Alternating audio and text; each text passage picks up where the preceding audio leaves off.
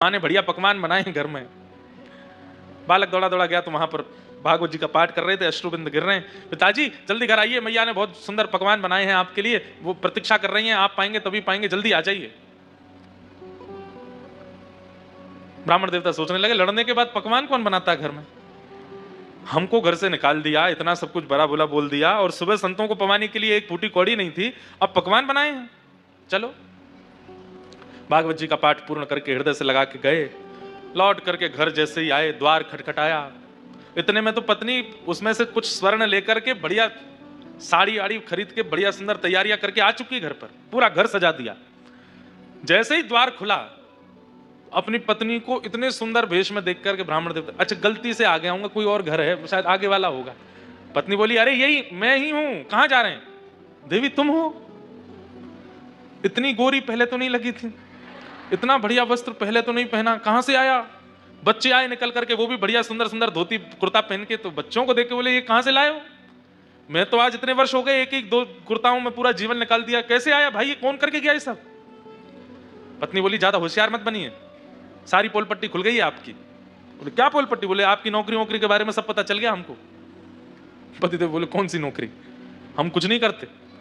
अच्छा आओ भीतर आओ। भीतर ले जाकर के डलिया रखी थी कमरे में, खोल के दिखाया, देखिए रत्नों की चमकाहट देख करके बोले, देवी कहां से चोरी करके लाई? बोले चोरी नहीं करके लाई हूं, आपका मालिक आया था, गूंगा मालिक। और एक बात बताइए, इतना छोटा, हमारे बच्चों से भी छोटा था वो, उसको मालिक, लेकिन क्या सुंदर उसका वर्ण, आहा क्या कड़ूला पहने थे, सिर पर क्या सुंदर पाग बंदी थी, उस पर मोती के हार, गले में कंठा, कौंधनी, पैरों में पाजेब, थोड़े थोड़े नील वर्ण के सा अंग। अब ये पत्नी बोलती जाए, और पत्नी ठाकुर जी का चिंतन पतिदेव के चित्त में आ रहा है कि निश्चित ठाकुर जी आए। देवी तुम्हें कैसे पता? उन्होंने बताया। बोले कि लिख के देके गए हैं।